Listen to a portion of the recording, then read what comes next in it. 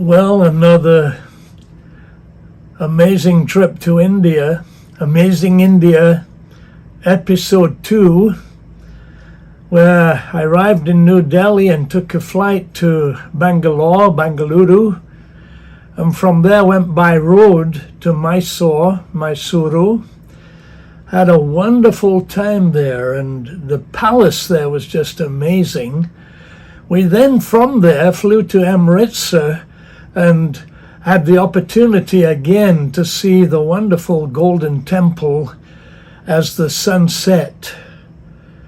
The next day we were off to Chandigarh, and from there to Pinjore Gardens, and finally the Timbertrail, where we got amazing views over the countryside there. The last trip was Ludhiana back to New Delhi. Amazing India, episode 2. Enjoy it. Well, it's really good to be back in India, in New Delhi. The weather's beautiful, not too hot. We've had a great trip, and we're looking forward to a great adventure. My old friends Ebenezer and Roy met us. Next morning back to the airport. We'll catch a flight south to the ancient city of Bangalore, now Bengaluru. I'm doing the Indian rope trek without a rope.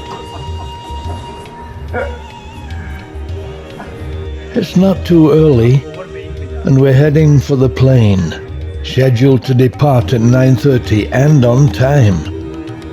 I'm with Gerard and Rebecca for this trip. I've never been to Bangalore and Mysore before, and I'm really looking forward to the experience. 2.5 hours to Bangalore from New Delhi. The time passed quickly, and we're soon landing. A coffee for the trip, and off to our hotel.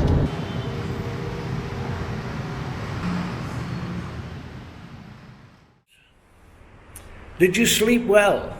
Fandat home ho. Fandat fashion ho. Breakfast next morning to invigorate us for the trip to Mysore. Weather not so great, but no rain. The trip takes 5 hours. My good friend Sony was our guide. How does it know I'm Sony, by the way? You'd written your name on your camera. Sony is a dentist. Quite a lot of traffic on the way.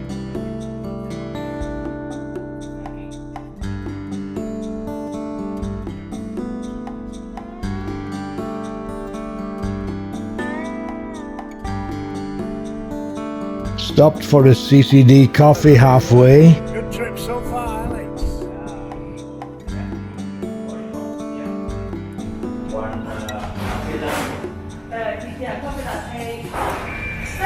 We're about halfway, and we'll get to Mysore in about 1.5 hours. This is Manjula, and she is wonderful. I always enjoy a chat with the CCD baristas. The youth of India are special. The scenery when traveling in India is generally not great, but as we travel these exotic roads, I always feel a sense of anticipation. We soon arrive at the Radisson Country Suites Hotel and check in. A very nice place.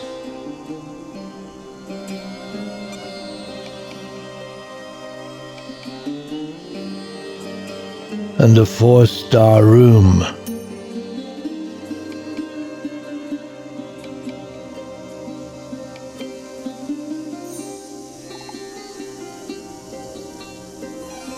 With beautiful views, though a little windy outside.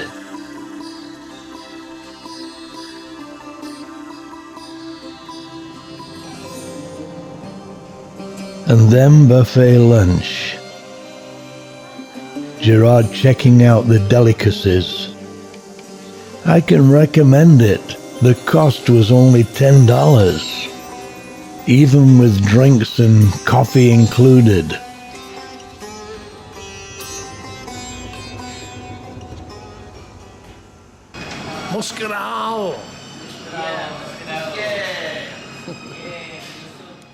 We just arrived in the hotel. It's a very beautiful hotel, and we're about to explore Mysore. Then into the city to explore. Now renamed Mysore. Drove through the city as we were heading for a quick visit to the zoo. But it gave us a chance to get our bearings and have a first look. Disappointed with the weather, it had begun to rain, but we made the best of it.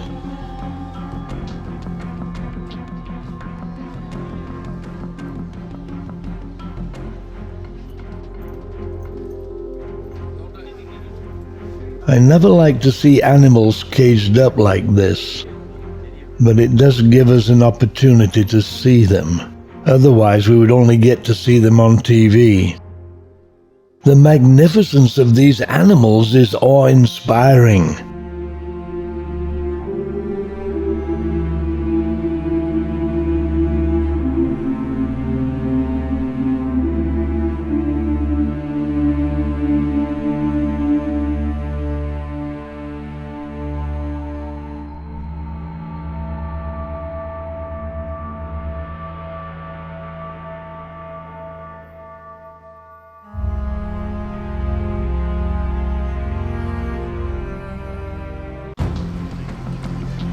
Both Sonny and Alex have spent time here, and they were both eager to let us experience Brindavan Gardens with its illuminated fountains.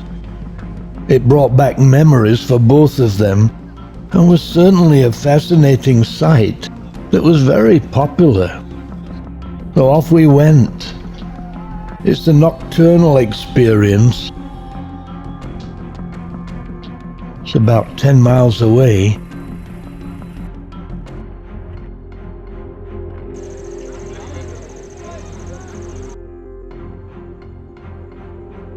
It consists of a great plethora of fountains, gushing, swaying, and illuminated.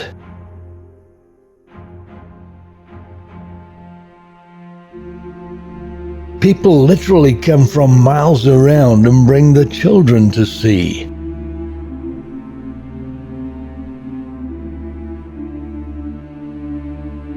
Dancing fountains have become popular the world over. Apparently the first was in 1820 in Europe. There's something soothing and relaxing about a musical dancing fountain. And it was fun.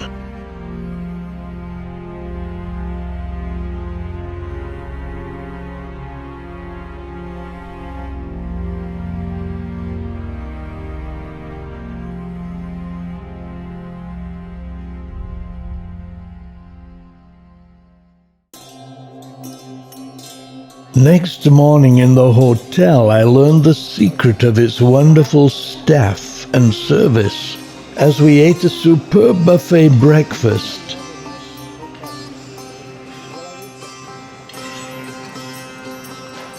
And I managed to embarrass the waitress.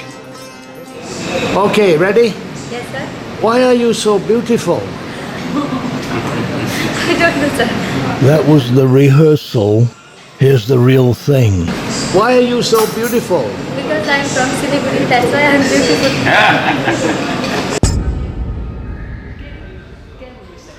beautiful. We've been staying in Radisson Country Inn, and it has really been a superb stay. Especially the staff here, just wonderful, and we've made it a great time, and I would love to come back here. After a great breakfast, we go sightseeing again. Today we'll see the amazing Mysore Palace in the heart of Mysore, built inside of the old fort, the royal residence of the Maharaja. It's impressive as soon as we approach it. I've never seen anything like it. Even the square in front was elegant and topped with gold leaf.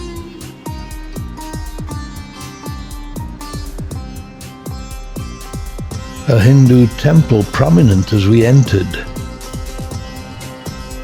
The entrances elaborately decorated and having the inscription in Sanskrit, "Never Terrified." The temple alongside a work of art in itself.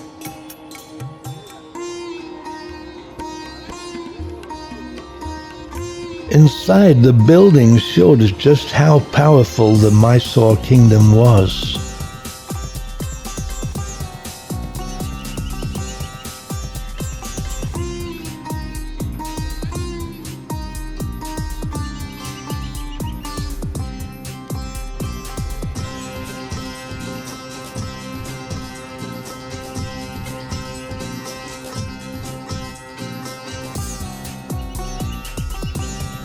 The intricate exterior gave us an idea of what was to come. Simply magnificent, extraordinarily beautiful.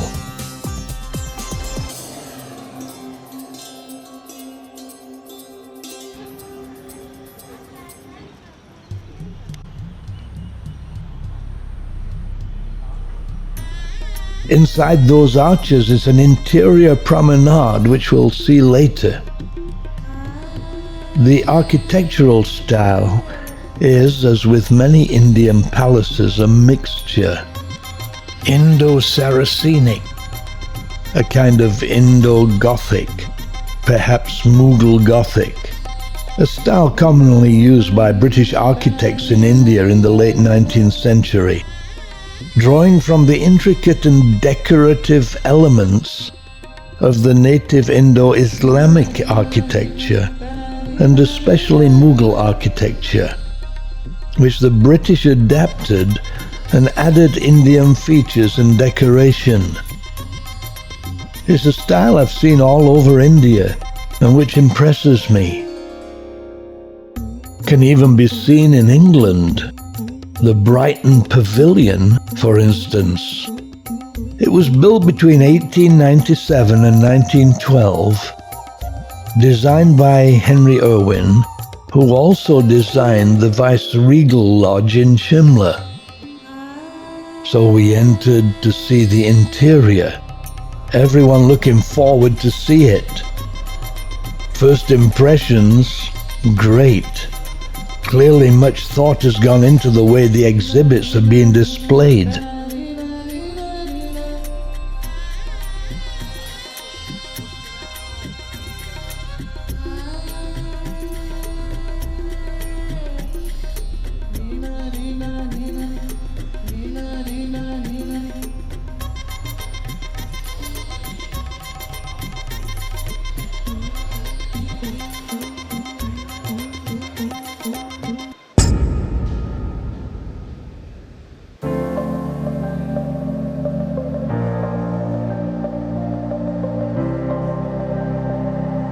But the building itself is a work of art, and right from the onset of our exploration we were impressed. Nothing was ordinary, everything stunning about its design and the workmanship of the artisans who created it. And yet certain elements are almost confrontational. There's surprises at each turn. And even the stately homes of Britain itself can't compare. Around every corner is a wow moment. And though a film can't do it justice, I'm sure the viewer will get an idea of the splendor of this place. The floors, the ceiling, the walls, all amazing in their own ways. The floor tiles actually came from England. The central atrium must be 80 feet high and everything in gold leaf.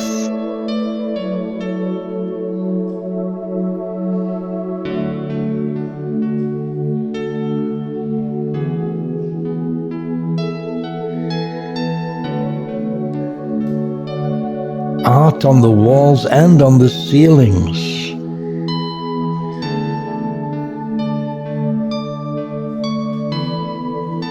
Family portraits going back centuries.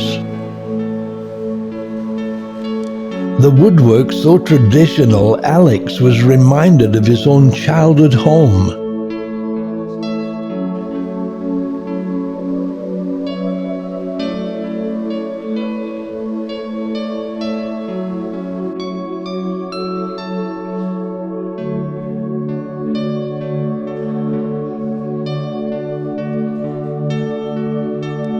I thoroughly enjoyed this experience.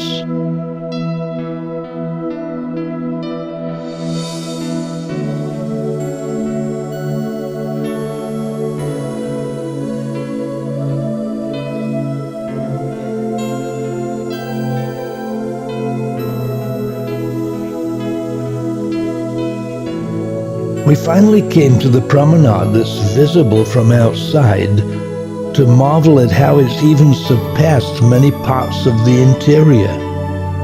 Mughal arches look out over the grounds.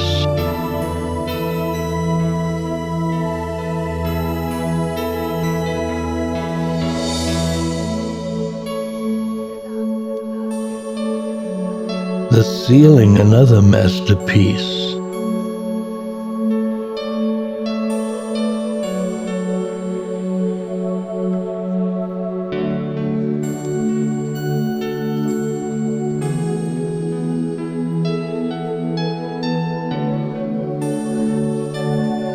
What a visit it's been. I've actually visited at least 3 Maharajas' palaces and I stayed overnight in one, in Himachal, and this has to be the best I've seen.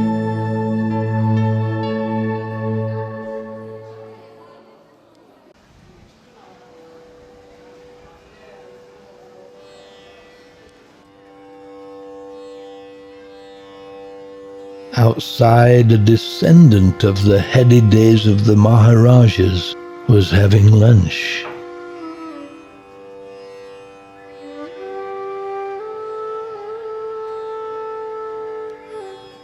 As the Hindu deities looked on,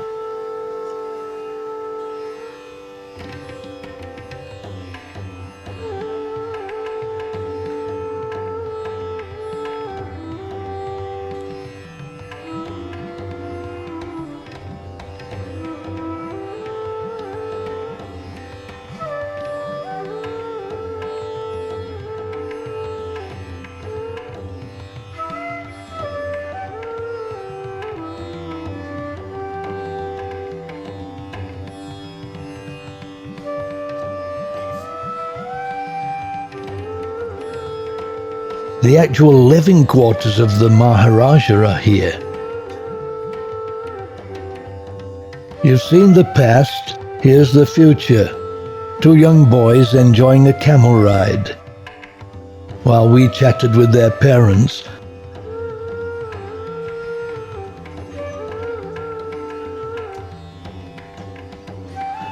And a group of teenagers that I had a chat with. They're the future. I told them they'd be film stars, and they are. What a place, what an experience.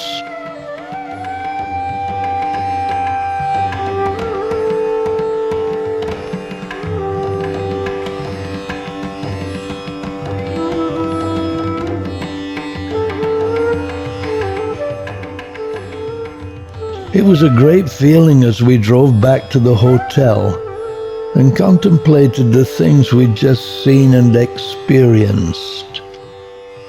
Mysore had not disappointed.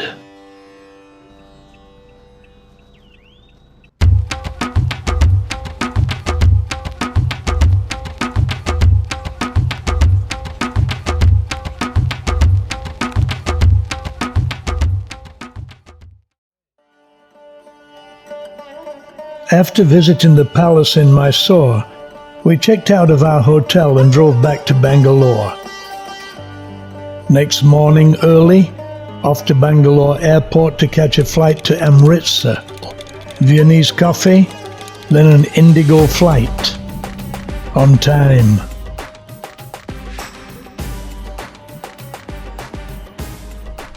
After a 3.5-hour flight, Joginder met us with the vehicle. Alex very happy. Welcome to Golden Temple. It's about 2:30 in the afternoon. Always good to see Joginder. We then took a local electric motor rickshaw through the streets of Amritsar. I was here about 10 years ago, and nothing much has changed. The sun is setting already. We're excited to be here. This is the home of the Sikh religion, and a very holy site for all Sikhs. And yet visitors are welcome to come and see.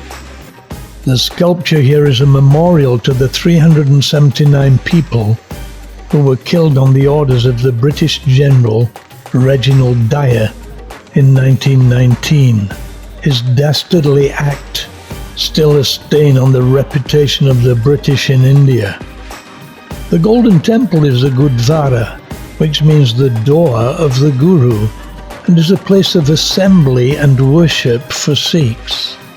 The first Sikh Guru, who built the first Gurdwara, is Guru Nanak, and he's still very highly honoured here. We arrived in time to see the setting sun, which was fortunate for us, creating some interesting sights. The architecture of the city and the Golden Temple is beautiful.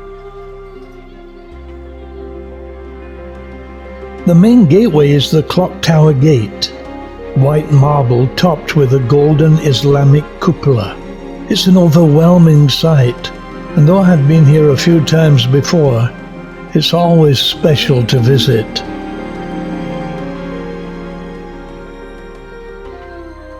It's a requirement of the Sikh faith that visitors wear a headdress. The things we do to see the Golden Temple.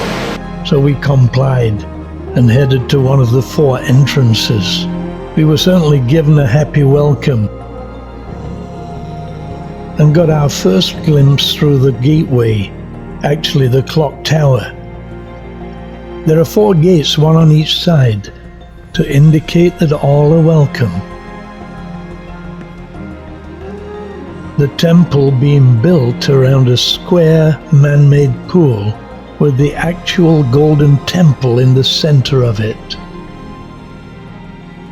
The foundation was laid in 1581 and it was completed in 1588. Later in 1604, a copy of the principal scripture of Sikhism, the Adi Granth, was placed inside. The last human guru, Guru Gobind Singh, announced the text itself would be his successor. As a result, the text became known as the Guru Granth Sahib, which Sikhs look to as a guide to religion and morality. Thus, this site is a place of pilgrimage for Sikhs. Sadly, in the early years, the shrine was destroyed many times by the rulers of the Mughal Empire and the Muslim armies marching in from Afghanistan, but each time it was rebuilt by the Sikhs. The Golden Temple, as the sun is setting, and it is really an awesome experience.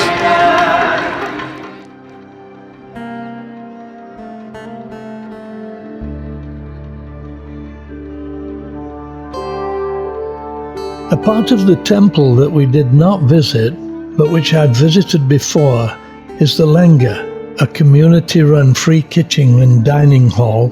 Food is served here free to all visitors who want it, regardless of faith, gender, or economic background. Vegetarian food is served, and people eat together as equals. The kitchen is maintained and serviced by Sikh community volunteers.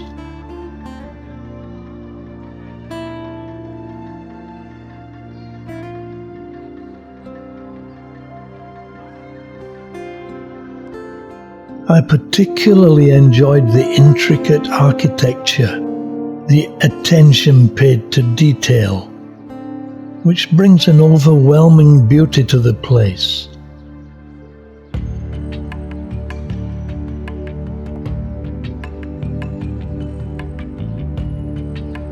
As a visitor, I really appreciated the opportunity to get a glimpse of the Sikh religion in this way.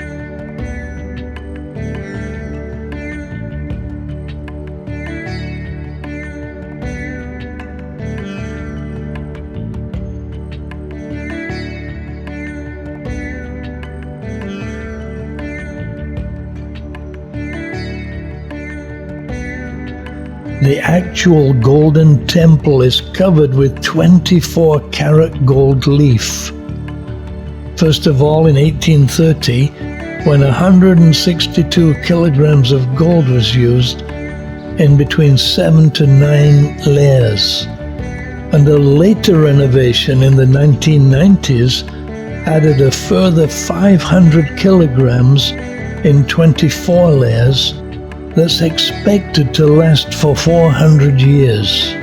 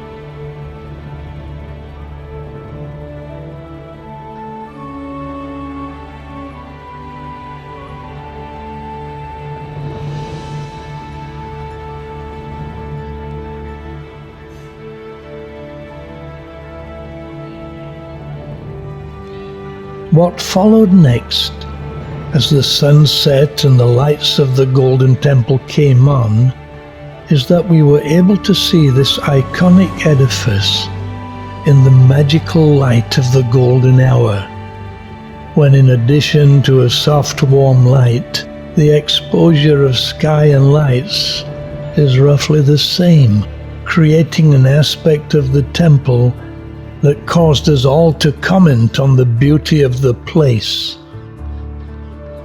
So we enjoyed the Golden Temple in the twilight.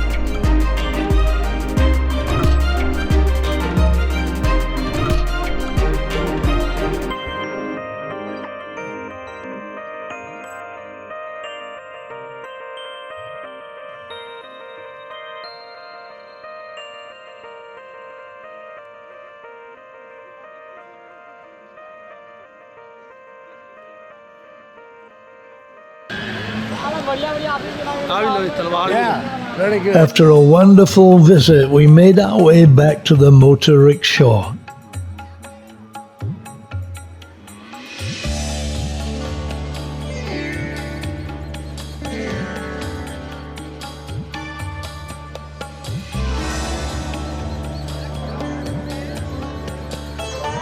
It had been a very enjoyable experience.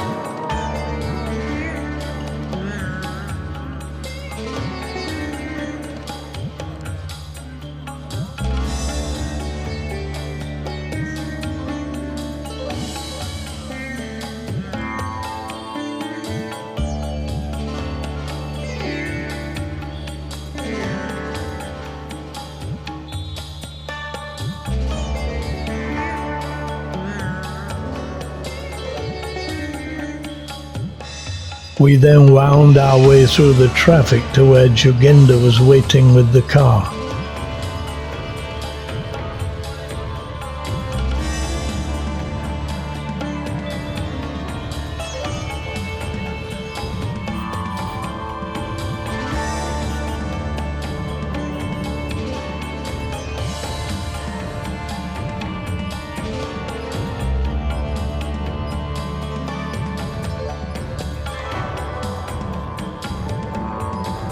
Finally meeting Joginder. What a great day.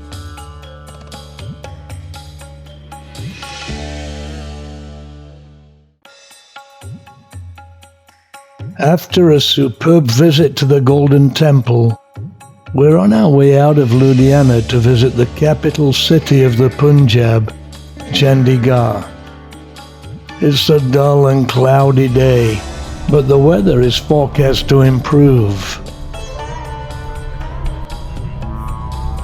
The sun soon makes an appearance, be it in a shroud of cloud, or maybe a collusion of pollution. My alien friend is taking some shots for me. Fun shots, that is.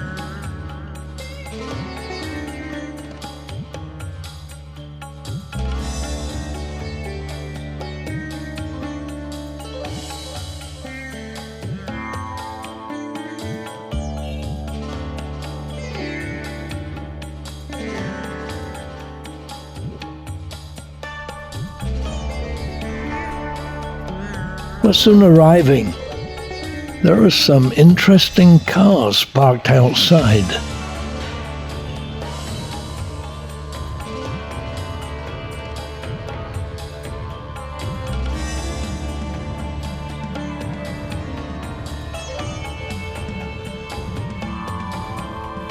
My grandfather had an Austin like this, and I wondered if he might be inside having a coffee. Just one guy inside, and he said, "Call me Ishmael." And yes, he was drinking Starbucks coffee.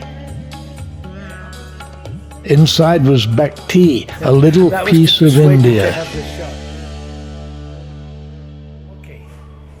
Muskarao. You know Hindi. Yeah, I know Hindi. So Rebecca got me my favorite brew, a triple over ice with double cream, no sugar. I call it fourth wave. The king realized he was naked at last.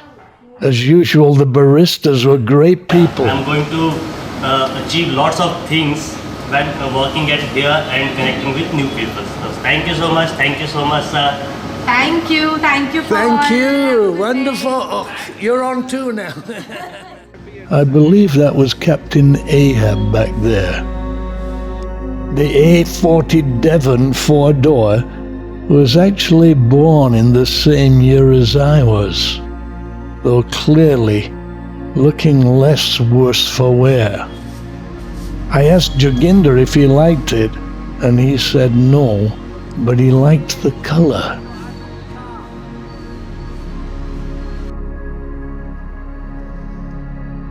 Then on to Sukna Lake, right in the center of the city. Delightful. Chandigarh is actually a World Heritage Site, and we really enjoyed the visit.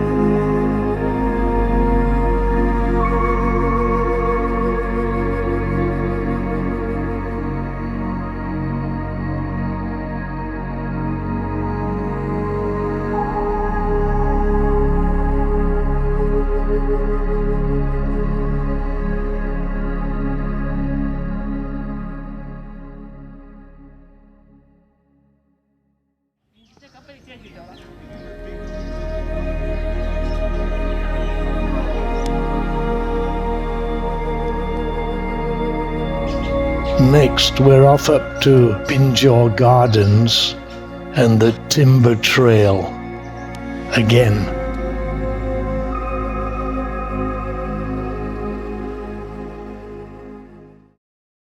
Pinjore Gardens, built by the Mughals, the same people that built the Taj Mahal. And that design is seen here, but it is certainly a very peaceful and beautiful place. India constantly surprises. About 30 years back, when I was traveling up to Shimla, I saw camels and Islamic buildings and was told that's Pinjore Gardens. Since then, I pop in from time to time if I'm passing, especially if I have people with me who have never seen this Mughal creation. Now known as Yadavindra Gardens, after the Maharaja of Patiala who restored it. It's a beautiful historic 17th century garden located on the Chandigarh-Shimla road. And it's a fine example of Mughal gardens architecturally and is a magnificent place to visit.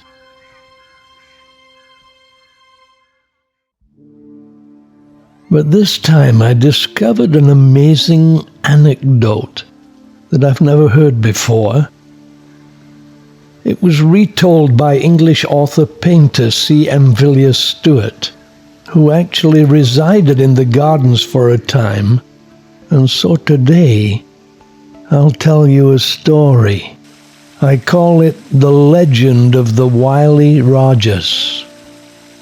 Apparently, when Pinjore Gardens was completed, the livelihood of the local Rajas was threatened, so they devised a plan to frighten the Maharaja and his entourage away. At that time in the district, in fact all along the foot of the Himalayas, occasional cases of goiter were to be seen. That swelling of the thyroid in the neck. So the wily Brahmins brought in people with this affliction from far and wide and presented them as the ordinary inhabitants of the place. The gardeners, the coolies, even the country women carrying baskets of fruits and flowers into the harem accommodations were thus disfigured. The ladies of the harem naturally were horrified, as the poor women workers were instructed beforehand to say it was caused by the air and water of the region, which no one who lived there for any length of time could avoid. Thus panic reigned in the harem. The women begged to be removed at once from such a danger, and finally the Maharaja gave in and took his ladies to some other place, less threatening to their beauty. Thus thoroughly deceived, he rarely came back, and the local Rajas and their fields were left in peace.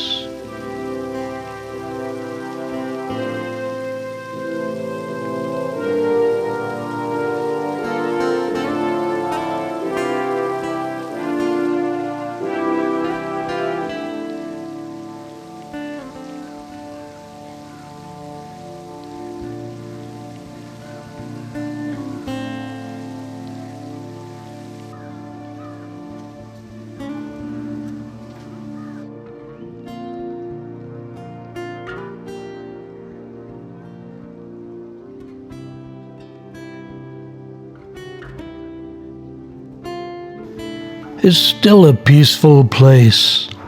The Mughal architects always used water as one of the main components of their creations.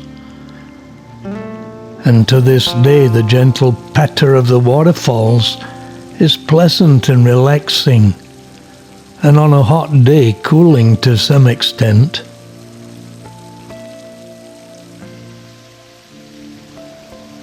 The ubiquitous Islamic designs restored and elegant. And today there's a cool breeze blowing, making it doubly pleasant.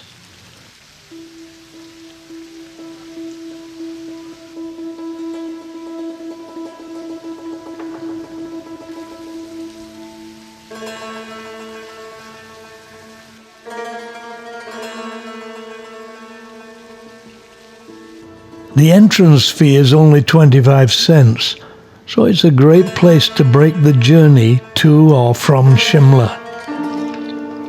There are places inside to get a snack or a drink and enjoy the surroundings.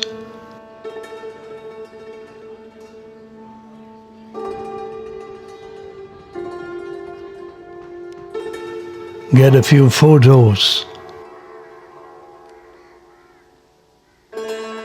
Stretch the legs, perhaps. Or have a chat with fellow travelers.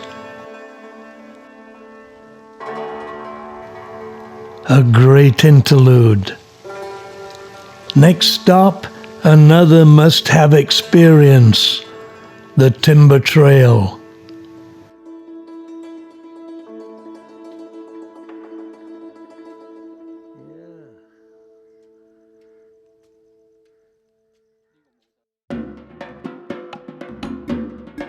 From Pinjore Gardens, we drive towards Shimla for about half an hour, until we reach the cable car at Timbertrail Heights.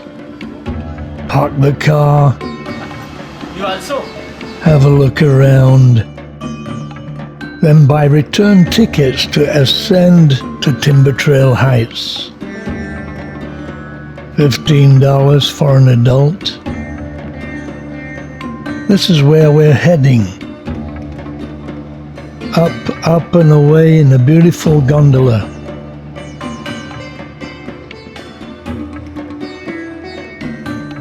Anyone for coffee? It's free. Very good. I've done this trip several times, but for Rebecca, Gerard and Dinesh it's the first time. The cable car will ascend above the valley thousands of feet below. Here it comes. There are 2 gondolas on separate cables that cross in the middle. Each can carry about 8 people. It's perfectly safe, though in 1992, one of the cables snapped and one person was killed and another injured before the other occupants were rescued.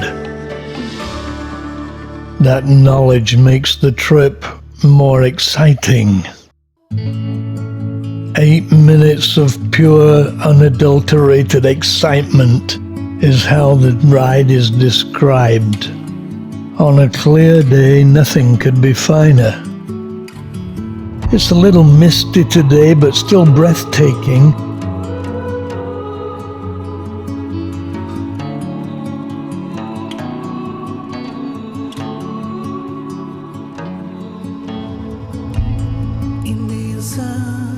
The view from the top is spectacular. At the top is a hotel and restaurant, and more amazing panoramas. And if you have time, shine where darkness haunts me. It's in the past, I believe.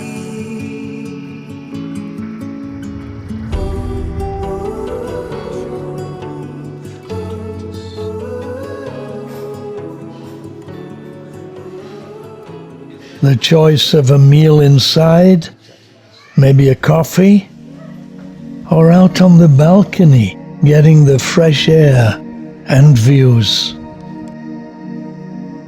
It's a long way down.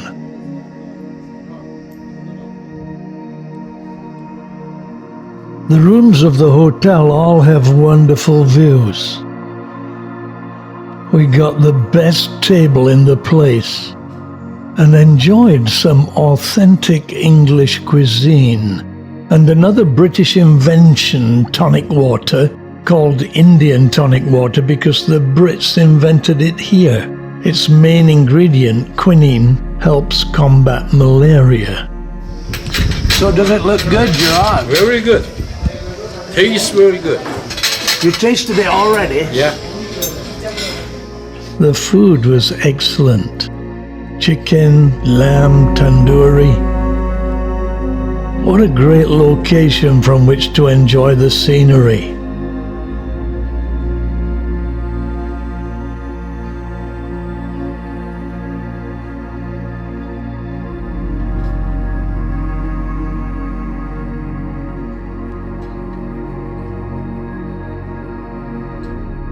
We've been to Pinjore Gardens and we just took the Timbertrail cable car to the top here. We've had a wonderful meal overlooking this beautiful view. A little breeze here, plenty of sunshine, and we're thoroughly enjoying it. We are really in the heavens up here, a long way down. The hotel is one of those off-the-beaten-track locations that are delightful.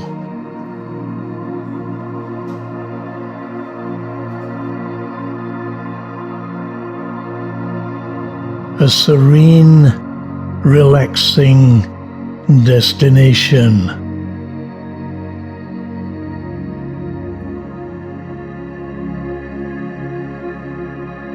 time to return.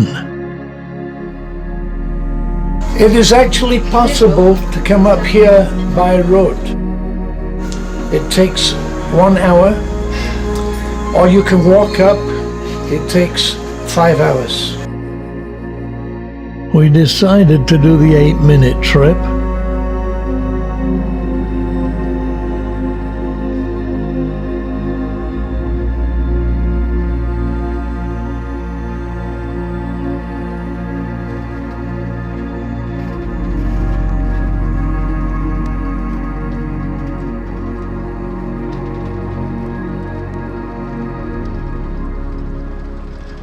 It's a very peaceful ride, but it is a little misty today.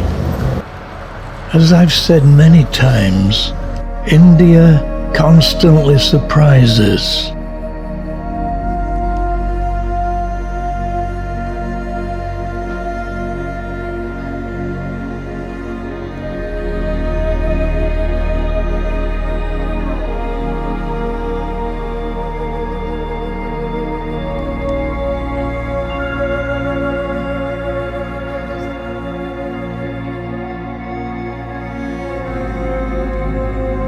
So back to Ludhiana.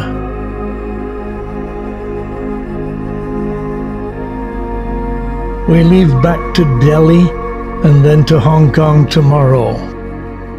And as usual, it's been a remarkable day.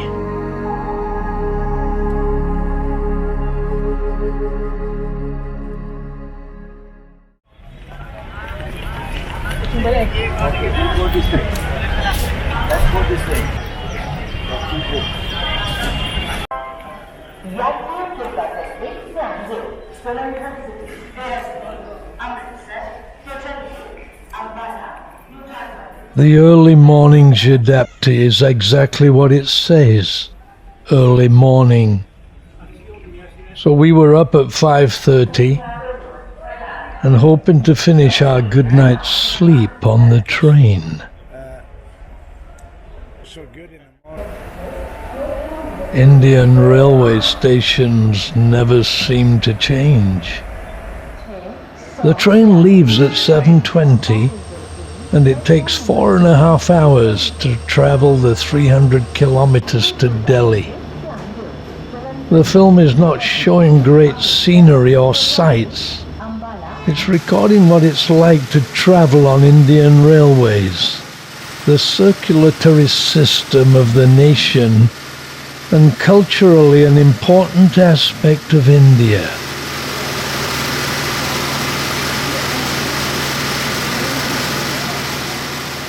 We call this orderly chaos.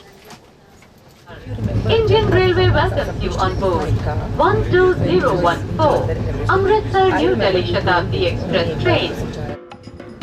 Executive class, where we get plenty of leg room and plenty of food. Cornflakes, coffee and banana, followed by omelette and fries. I love Indian trains, especially when I consider the alternative, Indian roads. We arrive right on time.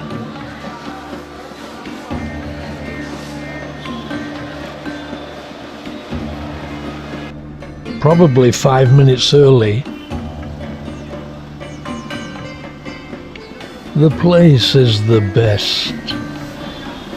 And there's the best welcome. Even Gandhi is here. But we'll have we are going to have a car which can fly. Professor Alex is envisioning a car that can fly. His logic is that necessity is the mother of invention. Downtown New Delhi fits the bill. For necessity, that is. So I will show you more of fascinating India. This is Connaught Circle, the heart of Delhi, named after Prince Arthur, 1st Duke of Connaught, 3rd son of Queen Victoria, and uncle of King George VI. We're moving in royal circles. For me to pass a Starbucks is akin to Andy Capp passing a pub.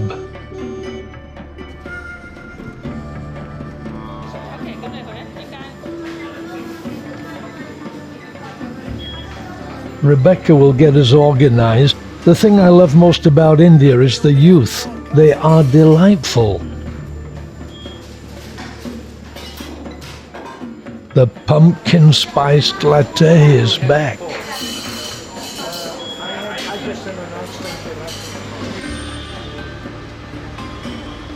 My Starbucks philosophy is clear. Nobody tells me what coffee I should like. In fact, I call third wave coffee the king's new clothes. Nothing better than Starbucks. So drink nothing.